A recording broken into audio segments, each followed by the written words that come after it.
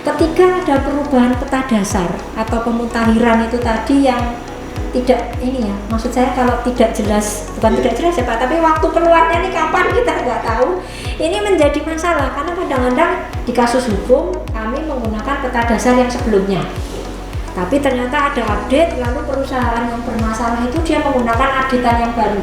Ini kan jadi nggak sinkron. Dalam PP 45 sudah ada pasal yang mengatur atau mengharuskan BIG itu menetapkan informasi geospasial dasar. Jadi peta dasar yang mana yang berlaku sekarang ini. Jadi ada kewajiban BIG untuk menetapkan. Kalau dulu gampang sih dulu itu. Ketika kita mengeluarkan peta cetak. Kalau peta cetaknya ada stempel Garuda, itu yang berlaku.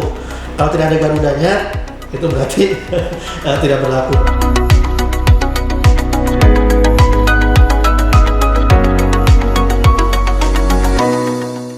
Selamat siang Sobat Geo sekalian. Assalamualaikum warahmatullahi wabarakatuh. Waalaikumsalam. Ketemu lagi dalam podcast Menuju Rakornas IG 2021.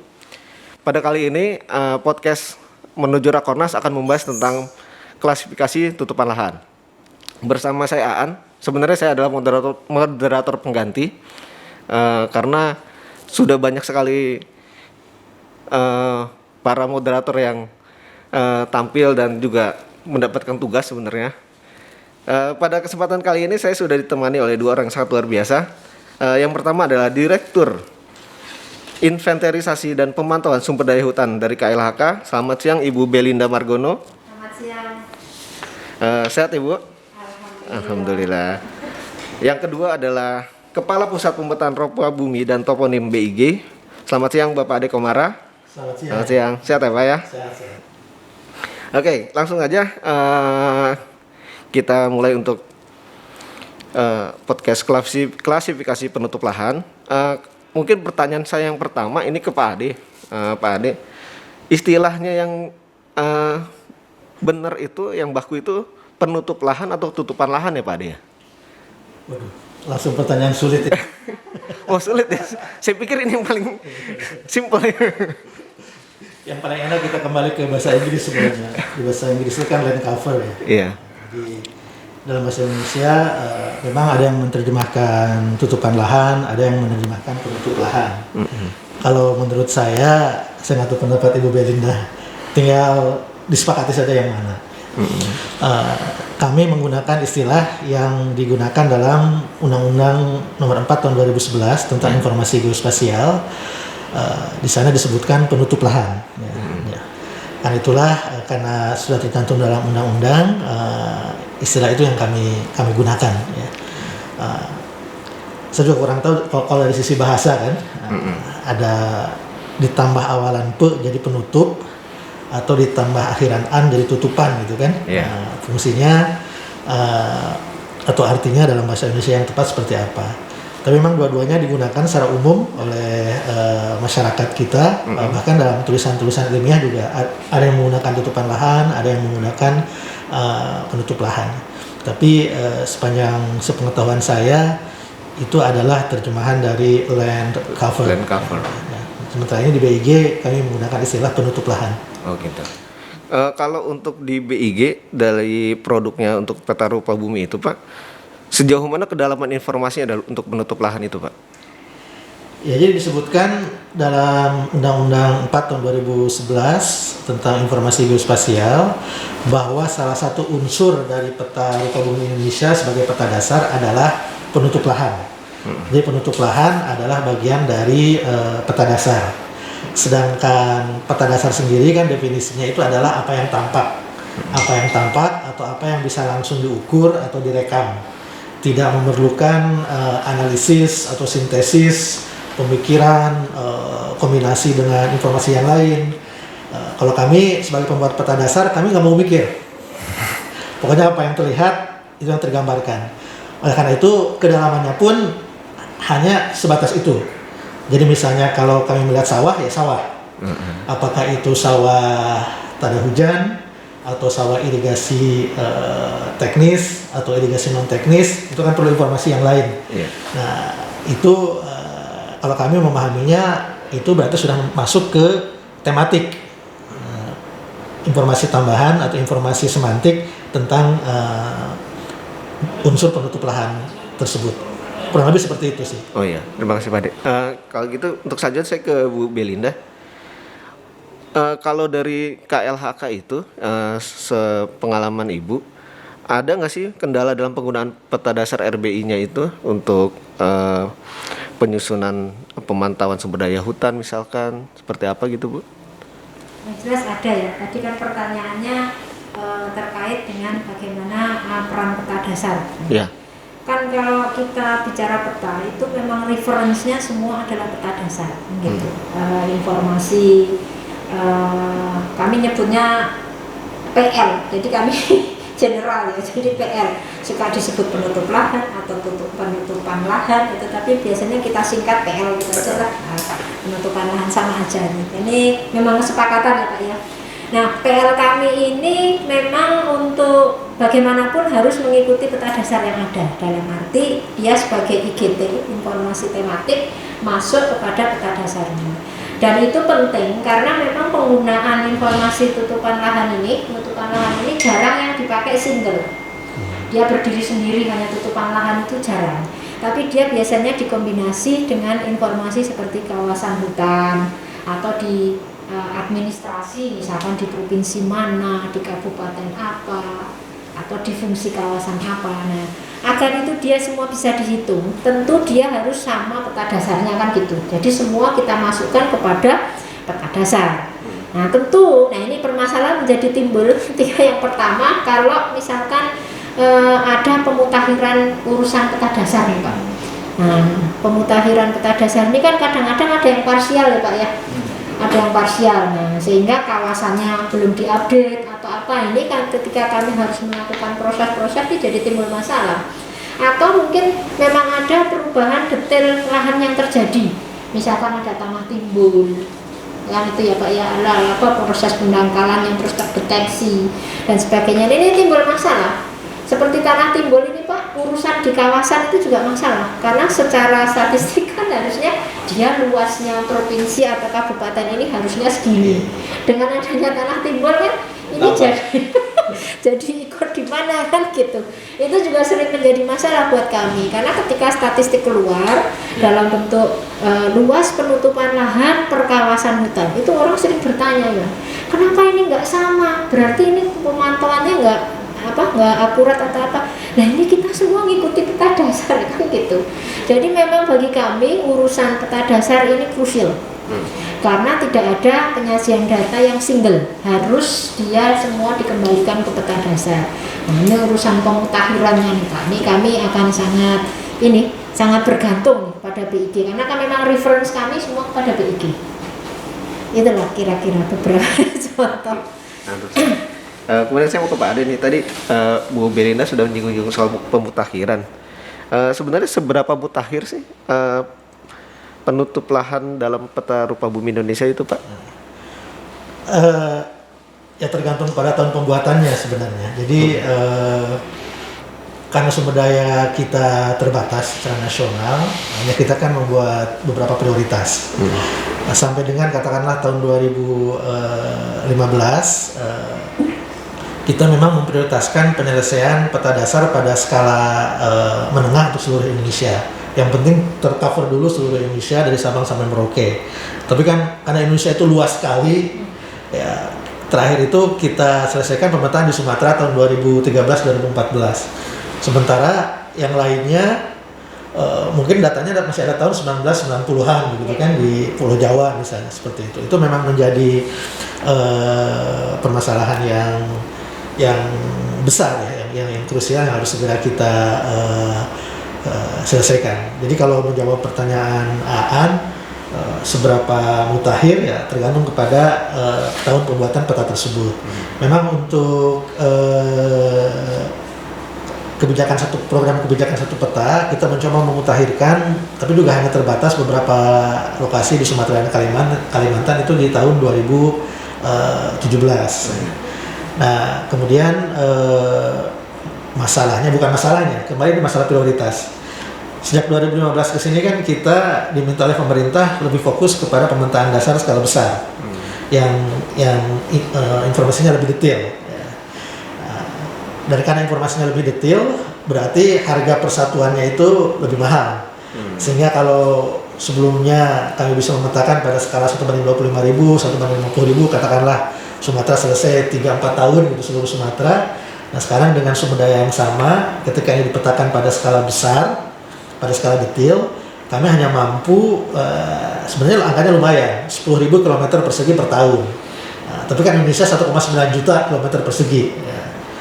Jadi akibatnya yang mutakhir pun yang ada di peta skala besar itu, dan itu hanya spot-spot ya, yang luasnya itu kurang lebih hanya 2% dari seluruh wilayah Indonesia. Itu yang paling mutakhir yang ada dalam peta dasar. Tapi sementara itu setahu saya teman-teman di Kediputan Informasi Geospasial Tematik akan melihat ada kebutuhan yang juga lebih mendesak, kemudian berusaha memutakhirkan mungkin bukan penutup lahan secara keseluruhan, tapi sebagian dari penutup lahan, misalnya lahan baku sawah. Nah, seingat saya itu ada data yang lebih baru, tapi hanya untuk sawah. Padahal kalau kita bicara penutup lahan kan ada sawah, di sebelahnya ada kebun, di sebelahnya lagi ada pemukiman. Nah, berarti yang dimutakhirkan dalam program teman-teman tematik itu ya baru sawahnya saja, gitu kan. Jadi ada yang relatif baru, ya, tapi tidak secara keseluruhan jenis unsurnya. Sementara yang paling terbaru yang ada di kami, yang ada dalam peta dasar skala besar, hanya sekitar 2% dari wilayah Indonesia. Kalau dari KLHK, mekanisme pemutakhiran lahannya yang dilakukan bagaimana Bu Belinda? Kami ini belajar dari ini ya, learning by doing. Jadi kalau boleh dikatakan sistem yang kita bangun untuk urusan pemantauan penutupan lahan ini itu sudah kita mulai sejak tahun 90-an. Prototype ya Pak ya, masih kasar-kasar gitu. Tapi kemudian saya kalau boleh menyebut kita jadikan semacam sistem. Jadi boleh kita sebut sistem namanya National Forest Monitoring System NFMS, tapi di bahasa Indonesia kan jadi Simontana, Sistem Monitoring Hutan Nasional. Itu as a system dia mulai di tahun 2000-an. Tahun 2000-an menggunakan sumber citra satelit resolusi sedang ini pakai Landsat skala 30 meter. Jadi kalau dibawa ke nasional ya skala penyajiannya ke 250.000 lah. Itu kalau dulu kan berbayar nih Pak. Jadi citranya berbayar, berarti kita periodisitas updatingnya masih 3 tahunan. Jadi dari tahun 2000 sampai tahun 2009 itu masih 3 tahunan karena citranya masih berbayar. Jadi setahun dipakai untuk milih datanya, setahun untuk pengadaan, setahun lagi untuk processing. Tapi ketika USGS membuka itu menjadi free, kita pakai Earth Explorer dan sebagainya menjadi free, kita sudah bisa mendapatkan data itu secara mudah kan. Jadi dari tahun 2011 updating informasi tutupan lahan ini menjadi tahunan, dan itu konsisten sampai saat ini. Jadi mulai tahun 2011 sampai sekarang itu selalu tahunan. Biasanya kita rilis itu sekitar bulan Maret di setiap tahunnya. Itu pasti kita rilis informasi penutupan lahan itu, dan itu banyak yang nunggu juga karena untuk tahu hutannya jadi berapa dan sebagainya. Nah, informasi ini yang tadi saya sebut dia tidak keluar single, tapi pasti disajikan misalkan per pulau, per provinsi, per kawasan. Nah, disitulah maka peta dasar dalam arti yang informasi dasar ya Pak ya, itu menjadi sangat penting buat kami. Kalau penggunaan lahan itu pasti dinamis ya Bu ya, pasti ya? Ya, kalau penggunaan, istilah penggunaan lahan ada dua ya, penggunaan dan pemanfaatan. Gitu. Dia sangat itu berpengaruh ke penutup lahan ya. Hasilnya? Tentu saja. Jadi dinamisasi perubahan penutupan lahan ini memang penyebabnya banyak. Ada yang terjadi secara alami, ada juga yang karena intervensi manusia, misalkan karena penggunaan lahan, karena pemanfaatan lahan, atau memang karena gangguan, misalkan kayak kebakaran, bencana dan sebagainya. Nah, itu memang dinamisasinya ini cukup tinggi. Sebetulnya 1 tahun itu masih ada yang minta kurang Pak. Jadi mintanya bisa 3 bulanan atau 6 bulanan. Bapak bisa bayangin ngurusi Indonesia mengupdate informasi setahun aja ini kita udah berjalan waktu itu dari jam terbang lah akhirnya kita bisa 1 tahun. Tapi ketika requestnya itu menjadi 3 bulanan, 6 bulan, 3 bulan, Bapak bisa bayangin nanti berarti akan seperti apa. Tapi intinya user itu mintanya memang selalu lebih, Pak. Kira-kira seperti itu lah. Ya pasti ya. Kemudian saya mau ke Pak Ade, karena kan tadi disebutkan sangat dinamis sekali ya Pak Ade ya. Sementara peta yang penutup lahan itu dari skala hierarkinya itu bermacam-macam Pak. Apa diselaraskan apa bagaimana Pak? Kalau peta dasar, memang ada 2 pendekatan yang berbeda antara peta dasar dengan peta tematik. Ini yang sekarang sedang berusaha kita duduk bersamakan lah. Kalau dalam peta dasar itu hierarkinya itu berdasarkan aspek geometrinya. Jadi pada skala besar, skala detail, karena tergambar cukup jelas, maka dia bisa muncul sebagai poligon, sebagai area. Tapi pada skala yang lebih kecil, skala menengah atau lebih kecil, karena terlalu kecil pada skala tersebut, dia bisa berubah menjadi titik, gitu kan. Jadi hierarkinya itu hierarki geometri. Sedangkan di pemetaan tematik, memang yang diharapkan itu adalah hierarki konten, hierarki semantik. Kalau di skala kecil, katakanlah sawah, gitu kan. Nah harapannya di skala yang lebih besar lagi, sudah muncul perbedaan mana sawah tanda hujan, mana sawah irigasi, mungkinnya seperti itu. Skala yang lebih besar lagi, muncul lagi mungkin sawah irigasi dibagi 2 lagi, sawah irigasi teknis, sawah irigasi non teknis, seperti itu. Sementara tadi kami kan apa yang kami lihat sawah ya sawah, mau itu di skala 1:250.000 mau 1:5.000 ya sawah. Cuma mungkin tadi kalau di 1:5.000 satu objek itu bisa muncul sebagai poligon, tapi pada skala yang lebih kecil muncul hanya sebagai titik kan. Jadi klasifikasinya geometri.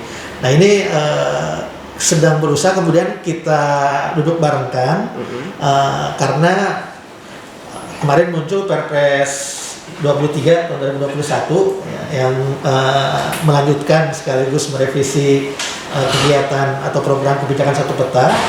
Itu kami harus mengupdate peta penutup lahan setiap tahun. Untungnya bukan pada skala besar untungnya, tapi pada skala menengah. Mudah-mudahan realistis bisa tercapai. Jadi kalau Bu Belina tadi mengatakan 1:250.000, nah mungkin bisa kita lebih tingkatkan lah ke mudah-mudahan bisa ke level 1:50.000 lah dengan data cerdas yang sekarang sudah semakin mudah untuk didapatkan. Kemudian saya mau ke Bu Belina lagi ya. Tadi kata Pak Adi kan hierarkinya berdasarkan geometri maupun juga pasti ada sisi kedalaman informasi yang berbeda-beda gitu ya.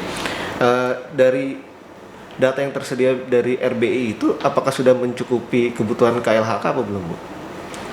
Sekarang kalau bicaranya monitoring sistem ya pemantauan. Jadi kalau kami itu menerapkan istilahnya itu multi-state monitoring system. Jadi dia memang sesuai dengan tingkat kedetailannya. Jadi ada yang di skala nasional, kemudian nanti kita bawa bisa ke skala provinsi, ke kabupaten sampai misalkan ke site.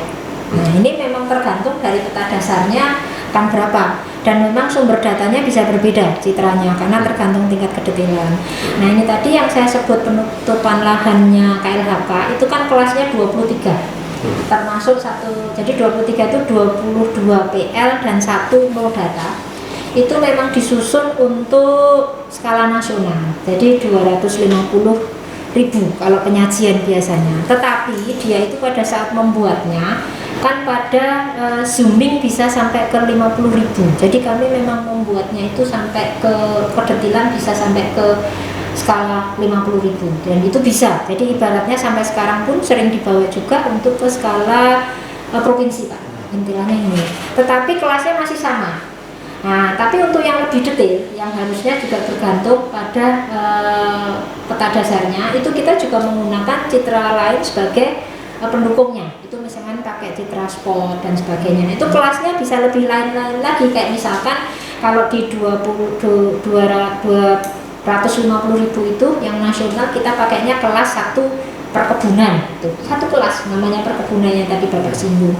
Tapi seharusnya di yang lebih detail yang skala yang lebih detail itu kita memberikan misalkan perkebunannya ada yang sawit, ada yang perkebunan kelapa, ada yang perkebunan ini. Nah ini ada juga hierarki yang kita susun seperti itu. Itu namanya, makanya kita sebut multi stage. Tapi kami sangat hati-hati dalam hal ini, artinya tidak dibuat secara parsial, karena nanti agar proses ini generalisasinya itu harus sama. Kan kita nggak bisa. Misalkan kalau di skala nasional dia begini, setelah dia di zoom menjadi lebih banyak, tetapi dia tidak bisa di-grouping dan sebagainya. Jadi kami sangat berhati-hati karena urusan multi-state monitoring system ini dia harus selalu berkesinambungan.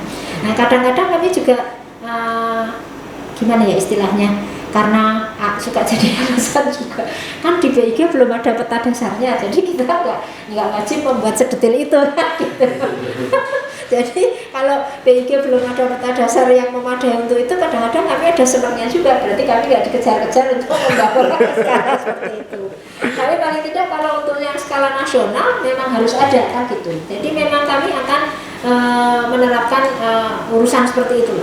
Nah, kemudian kalau yang tadi ya perpres itu ya Pak ya, yang perpres itu kan mengenai satu data ya, itu kan update dari yang dulu ya Pak, yang dulu 2016 ya, 2016 itu kan memang betul ya. Ketika RBI nanti akan diupdate secara lebih serius, saya tahu nih bebannya BIG pasti berat, karena kita semua tahu namanya peta dasar itu adalah induk dari semuanya. Tapi tanpa itu kita kan nggak bisa ngapa-ngapain, karena semua informasi tematik itu jadi nggak ada wadahnya, nggak ada wadahnya. Kami mau mempunyai sistem yang sehebat apapun, tetapi kan dia harus diintegrasikan dengan tematik yang lain. Nah ketika nggak ada wadahnya kan jadi repot gitu. Mungkin menjadi sedikit catatan dari kami. Tapi ada senangnya juga kalau BIG bilang kami belum siap, nah, berarti kita nggak buru-buru. Terus tadi ngomong-ngomong soal jitter satelit, di KLHK ada uji akurasinya terhadap interpretasi jitter satelitnya itu? Ada. Kita ini, jadi kalau zaman dulu itu ketika informasi modelnya belum ada, itu kan hanya ada atau tidak kan gitu. Tapi ketika sudah ada, itu kebutuhan user itu berkembang. Seberapa akurat kan gitu. Jadi kita bahkan sudah menerbitkan ini, ada bukunya ini, buku akurasi penutupan lahan ini. Ini sebetulnya bisa juga diakses secara online.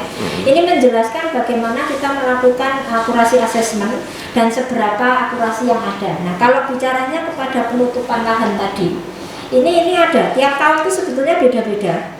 Kami punya itu tiap tahun beda-beda akurasinya, tetapi rata-rata kira-kira 85% ke atas lah kalau akurasinya bisa disebut seperti itu. Bagaimana kami dapatnya, bagaimana ini semua ada informasinya, ini bisa diakses. Ini saya bawakan juga sih buku-buku, jadi nanti mungkin barangkali bisa membantu untuk sistem atau penjelasan. Iya. Kalau dari produksi RBI Pak Ade, waktu interpretasi penutup lahan yang dilakukan oleh BIG itu ada uji akurasi juga Pak? Bagaimana prosesnya Pak? Kalau uji akurasi peta dasar, kembali karena prinsip awal peta dasar itu memang lebih mengutamakan aspek geometri gitu, agar poligonnya betul gitu kan. Yeah. Kalau itu sawah ya sawah betul poligonnya seperti ini. Nah, kemudian itu sawahnya seperti apa, itu kan akan nanti lebih ke tematiknya gitu. Sehingga kami lebih mengutamakan memang uji akurasi sisi geometrinya. Itu yang kami lakukan dengan pengukuran beberapa titik uji koordinat. Sedangkan hasil interpretasinya memang tidak diuji secara kuantitatif dalam bentuk, mungkin teman-teman di KLHK membentuk confusion matrix, itu kan biasanya kan seperti itu. Checking itu Pak. Checking lapangan. Checking lapangan seperti itu. Kontrol kualitas yang kami lakukan lebih kepada pengontrolan visual manual oleh pihak supervisor misalnya. Jadi kalau ada operator yang menginterpretasi, dicek oleh supervisor, dan terakhir kemudian ada proses penjaminan kualitas juga di pusat pengelolaan dan penyebarluasan informasi geospasial sebelum disebarluaskan. Oke, menarik juga ya. Kemudian Pak, kalau misalkan tadi juga ada pernyataan dari Bu Belinda bahwa ada juga pemutakhiran segala macam. Sebenarnya dari peta RBI itu bisa nggak sih dari kementerian lembaga yang lain itu memberikan data dan informasi penutup lahannya yang sudah mutakhir ke BIG itu? dimungkinkan nggak Pak? Sangat-sangat mungkin, sangat mungkin. Mekanismenya bagaimana Pak kalau? Ya kami sebenarnya sangat berharap bisa mendapatkan sumbangan data gitu kan dari siapapun yang memiliki data kepada kami. Sekarang sebagai aturan turunan dari PP 45 tahun 2021 yang merupakan turunan dari Undang-Undang Cipta Kerja itu ada satu bab tentang pelibatan pihak lain selain BIG dalam pembuatan peta dasar. Nah, pelibatannya bisa dalam bentuk penyampaian data, misalnya Mas Aan punya data nih kayaknya bagus nih buat BIG bisa disampaikan. Kita akan membuat platform memperluas yang sudah kita punya sekarang kan peta kita ya. Jadi BIG memiliki peta kita di mana setiap orang bisa berkontribusi menyampaikan datanya di sana ya. Meskipun sekarang ini masih terbatas, peta kita itu kan bukan ibaratnya isinya ada citra satelit. Kemudian orang kalau akan digitasi di atas citra tersebut dipersilakan datanya masuk ke BIG, membantu proses digitasi BIG. Tapi bisa jadi nanti ada orang atau ada kementerian seperti Bu Belinda punya data tutupan lahan hutan terbaru gitu kan, kan tidak bisa masuk ke peta kita tuh. Kita akan coba perluas platform peta kita itu sehingga orang juga bisa upload dalam bentuk filenya. Jadi sangat-sangat dimungkinkan dan sekarang aturan hukumnya sedang dalam proses. Kebetulan tadi Pak Sesma juga sedang memonitor ini sudah sampai mana proses pembuatan rancangan peraturan BIG-nya ini. Insya Allah sih dalam waktu tidak lama lagi ini akan disahkan karena harmonisasinya sudah harmonisasi, tinggal proses finalisasi di BIG. Kemudian ke Bu Belinda lagi, tadi Pak Ade sudah menyebut tentang PP 45 tahun 2021. Kalau dari KLHK itu apa sih yang diharapkan untuk terkait peningkatan kualitas produk peta RBI yang digunakan dalam acuan penafsiran citra yang dilakukan untuk KLHK? Pemutahiran ya. Pemutahiran ya. Kalau buat kami harapan kami sebetulnya tinggi. Sama ini paling tidak saya tuh biasanya di rapat-rapat mungkin kalau Bapak ingat ya, itu kadang-kadang kalau dipakai periode misalkan. Jadi misalkan nanti kan jadi gini. Peta-peta di KLHK, tematik IGT yang ada di KLHK, kan ada banyak Pak, ada perizinan, ada ini macam-macam lah, ada lahan kritis, ada macam-macam itu. Ada 76, kami punya IGT itu sebetulnya ada 76. Nah, itu banyak juga yang mempunyai konsekuensi hukum. Nah, mempunyai konsekuensi hukum, urusannya ada yang tata ruang, ada yang perizinan dan sebagainya. Nah, ketika ada perubahan peta dasar atau pemutahiran itu tadi yang tidak ini ya, maksud saya kalau tidak jelas, bukan tidak jelas ya Pak, tapi waktu keluarnya nih kapan kita nggak tahu, ini menjadi masalah karena kadang-kadang di kasus hukum kami menggunakan peta dasar yang sebelumnya, tapi ternyata ada update, lalu perusahaan yang bermasalah itu dia menggunakan updatean yang baru. Ini kan jadi nggak sinkron, nah, bisa timbul permasalahan. Jadi kami sebetulnya harapan kami ini kalau misalkan BIG misalkan bisa mengatakan untuk periode ini sampai ini itu peta dasarnya adalah ini untuk daerah ini, itu akan lebih enak Pak, dan itu ada baju hukum. Jadi ketika kita berhadapan dengan urusan hukum itu enak. Nah memang ini yang sedang berlaku, sampean menggunakan data yang tidak tepat dengan periode waktu ini, jadi pasti ini. Jadi ini kami memang berharap kalau ini bisa seperti itu. Jadi urusan-urusan peradilan, urusan ini karena kami banyak sekali Pak, itu menjadi lebih ringan. Sekarang kan kita kadang-kadang nggak tahu nih pegangannya. Semua orang bilang peta RBI terupdate, yang terupdate yang mana gitu. Apalagi tadi memang Pak Ade juga sudah menceritakan ya, kadang-kadang itu ada yang parsial ya Pak ya, parsial, dan itu kami malah nggak tahu. Oh ini sudah ada update-nya atau apa kan gitu. Itu kalau harapan kami sih bisa seperti itu Pak, kira kurang lebihnya. Iya Bu. Mungkin ini saya punya pertanyaan terakhir untuk Pak Ade ini, terutama tadi masih berkaitan dengan PP 45 tahun 2021 Pak. Karena kan peta RBI itu pasti menjadi acuan untuk peta tematik ya Pak ya. Tapi di sisi lain itu kebutuhan dari tiap KL itu kan beda-beda Pak. Langkah yang dilakukan BIG itu untuk memastikan penutup lahan itu dapat digunakan sebagai acuan itu seperti apa Pak yang akan dilakukan? Oke, sebelum menjawab itu menanggapi harapan dari Bu Belinda ya dari KLHK kan salah satu user terbesar kami kan KLHK itu, jadi tentu suaranya sangat kami perhatikan. Dalam PP 45 sudah ada pasal yang mengatur atau mengharuskan BIG itu menetapkan informasi geospasial dasar. Jadi peta dasar yang mana yang berlaku sekarang ini itu. Jadi ada kewajiban BIG untuk menetapkan. Dan sekarang ini sedang dalam proses peta dasar yang sekarang ada itu akan ditetapkan. Hanya memang periode penetapannya ini yang masih didiskusikan ya. Apakah berapa tahun sekali gitu kan? Karena ada user yang mengatakan kayaknya butuh cepat. Setiap ada perubahan kalau bisa langsung ditetapkan. Yang seperti begitu. Tapi ada juga seperti Ibu Belinda, kalau terlalu cepat malah kami bingung gitu kan. Baru bulan ini ditetapkan, bulan depan ditetapkan lagi kan. Padahal Bu Belinda bikin produk hukum SK Menteri misalnya kan. SK Menteri ditetapkan bulan ini, jangankan bulan depan, katakanlah tahun depan misalnya ada peta dasar baru, apakah SK Menteri harus diubah lagi mengikuti peta dasar yang baru? Nah ini komprominya seperti apa yang sedang kita diskusikan juga dengan beberapa pihak user ya, karena memang ada dua kebutuhan tersebut. Nah, tapi yang penting memang harus ada penetapan dan ini memang menjadi tantangan ketika sekarang kita di era digital. Kalau dulu gampang sih dulu itu, ketika kita mengeluarkan peta cetak. Kalau peta cetaknya ada stempel Garuda, itu yang berlaku. Kalau tidak ada Garudanya, itu berarti tidak berlaku. Kalau sekarang kan agak susah. Tapi harapan user ada penetapan itu sudah dimasukkan dalam PP 45 dan dalam rapor big yang sedang kita susun sekarang, kita coba breakdown lagi detail pengaturannya. Nah, sedangkan pertanyaan tadi dari Mas Aan, bagaimana kita meyakinkan bahwa peta dasar itu bisa memenuhi kebutuhan pengguna kan intinya, tidak hanya penutup lahan, tapi oke lah kita fokus ke penutup lahan.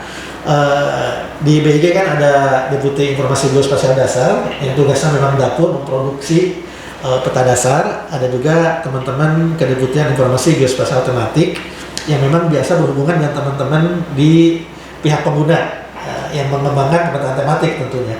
Nah, mulai tahun kemarin sudah ada pembicaraan yang serius, yang nyata. Berarti yang sebelumnya nggak serius kan? Antara dua kedeputian ini, udah mengerucut. Yuk kita duduk bareng. Ya. Karena memang tadi ada perbedaan filosofi pemetaan dasar dan pemetaan tematik tadi yang saya sebutkan. Kita duduk bareng, kita capai kesepakatannya seperti apa. Kalau memang perlu klasifikasi penutup lahan di peta dasar, kita siap merubah pendekatannya dari hanya melulu pendekatan geometri menjadi juga pendekatan semantik atau konten. Klasifikasinya seperti apa? Sekarang sudah ada Pokja di kami yang anggotanya lintas kedeputian yang sedang menyusun klasifikasi penutup lahan yang harus ada dalam peta dasar yang akan dikeluarkan BIG. Ini ditarikkan oleh Pak Deputi, Juli ini harus sudah keluar tuh klasifikasinya agar bisa langsung diterapkan dalam program pemetaan dasar kami selanjutnya. Tentu input tadi ada 20 berapa? 13. Ada 23 kelas di KLHK, mungkin tempat lain ada berapa belas atau berapa puluh. Nah, kita lihat nanti mana yang beririsan. Yang paling banyak irisannya mungkin itu yang akan kami gunakan. Sehingga bisa jadi mungkin nanti belum bisa atau tidak akan bisa memenuhi 100% keperluan pengguna, tapi targetnya minimal 80% kebutuhan pengguna itu bisa langsung didapatkan dari peta dasar. Yang 20%-nya, yang mohon maaf, tentu masih perlu pengolahan, perlu analisis, perlu sinkronisasi dengan data yang lain. Jadi kita sedang mengarah ke sana lah. Baik. Ini boleh nambah dikit nggak? Iya boleh Bu, silakan Bu. Ini kami kan paling tidak yang memang disebut user ya, tapi kami juga berusaha misalkan kalau data diperlukan itu harus dalam kondisi bagus. Kami ngikuti terus Pak, maksudnya yang kiblatnya kami kan pasti ke BIG, induknya bicara spasial pasti ke BIG.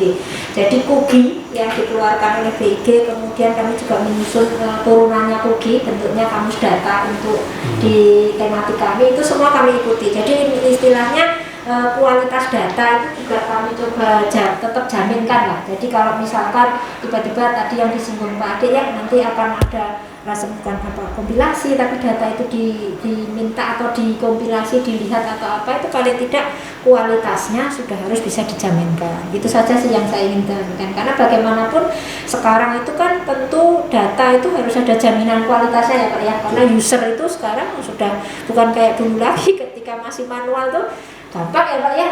Tapi sekarang ketika digital kan jadi rumit, pasti ditanya uncertainty, akurasi ini dan sebagainya. Jadi itu kami coba metadata, karena kami coba lengkapi Pak untuk selalu mengikuti apa yang sudah dikeluarkan oleh BIG. Mungkin itu saja tambahannya. Iya, terima kasih banyak Bu Belinda atas cerita-ceritanya. Terima kasih juga Pak Ade atas cerita-ceritanya juga tentang klasifikasi penutup lahan. Mungkin demikianlah podcast menuju Rakornas 2021 ini. Dalam episode klasifikasi penutup lahan, kita akan jumpa kembali dalam podcast Rakornas IG 2021 lainnya. Nama saya Aan, AOC Badan Informasi Geospasial. Saya ucapkan kembali terima kasih pada Bu Belinda sudah hadir di studio kami di BIG. Pak Ade Kumara, terima kasih sudah hadir. Dengan mengucapkan terima kasih, sampai jumpa. Wassalamualaikum warahmatullahi wabarakatuh. Waalaikumsalam. Waalaikumsalam.